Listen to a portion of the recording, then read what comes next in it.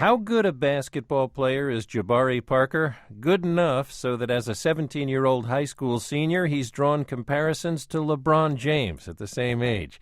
Good enough so that when Parker's father, a former NBA player, called Kentucky coach John Calipari with congratulations on winning the NCAA championship, the coach said, "I want to coach Jabari."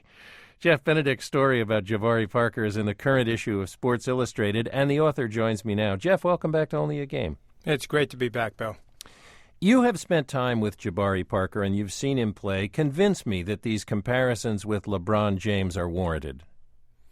Well, on the basketball court, I think they are. The kid's 6'9". He can dribble tremendously well with both hands. He passes with both hands. He even shoots with both hands. He can knock it down from behind the arc with ease, and he's got a first step that's been compared to Oscar Robertson. But when he goes inside, I mean, he is a thunderous force under the basket. The school for which Jabari Parker has been playing is Simeon Career Academy, which always seems to have a nationally prominent boys basketball team. How does that happen? Well, part of that happens because a few years back, the head coach, Robert Smith, went there. And one of his first teams, he had Derrick Rose. And Derrick Rose won 2 championships his junior and senior year. They won the state title in Illinois. And so a couple years later, when Jabari had to pick a school, he wanted to go to the same school Derrick Rose went to. In he comes, and now for the last 3 years, they've won the state title. And if they do it next year, he'll win it 4 times. All right, now you've mentioned how well Jabari Parker plays, but how is he handling the sort of national publicity that his performance and his team's performance have been generating?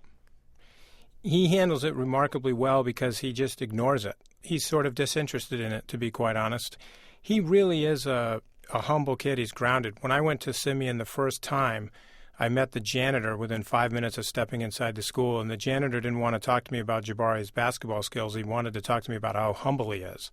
And I probably heard that from no less than 25 strangers that I interviewed in Chicago while working on the story. And the first word out of everybody's mouth is, he's the most humble kid you'll ever meet. The first page of your SI article includes 2 photographs, a small one of Jabari in uniform and a large one of him with an open Bible. Jabari Parker is a Mormon, which meant that when he turned 16 on a basketball trip, he had to return home early to become a priest. How did his teammates relate to that? Well, in a lot of ways, they can't relate to it. First of all, you know, there are very few Mormons in Chicago to begin with, and even fewer African-American ones. But his teammates really love this kid, and they respect him, and they know he's religious. They know he's a Mormon.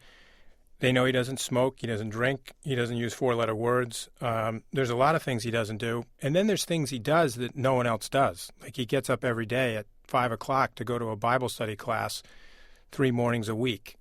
He spends a good part of his day on Sundays in church and doing public service. And becoming a priest is normal in the Mormon church for 16-year-old boys. And I think his teammates have just gotten used to the fact that Jabari does some things that are differently, but they respect it. You mentioned that Jabari doesn't use 4-letter words, but I understand that his coach uses them liberally. How does Jabari handle that? He laughs at it, you know, kind of the same way I do, Bill, to be honest. I sat on their bench. Robert Smith's a great guy, and his mouth is a little salty sometimes, especially when the game gets heated. But, you know, when I asked Jabari about it, because it stood out to me, you know, the first time I noticed it, I thought, wow, that's kind of a shocking thing there. And so I asked Jabari after, I said, what about the F word?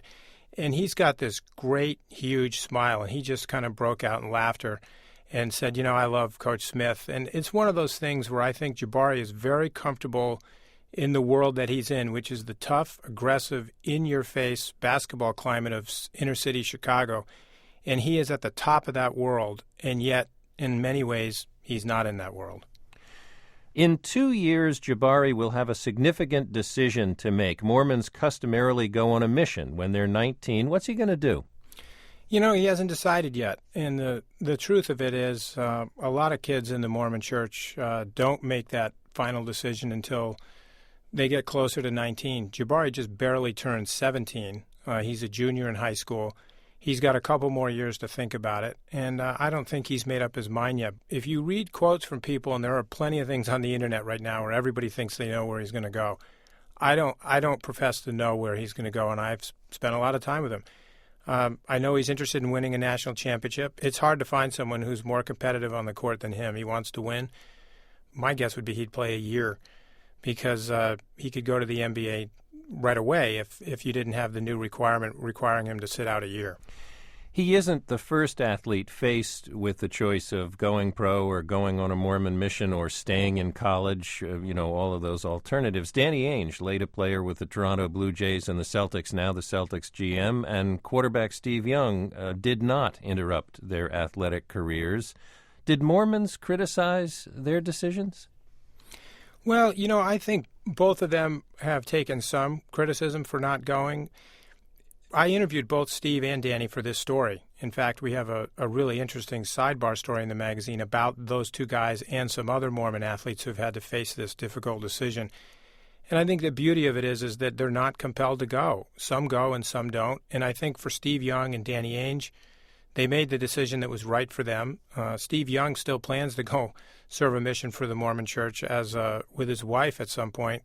There are a lot of retired couples that do that, and I think so there are options available to these guys.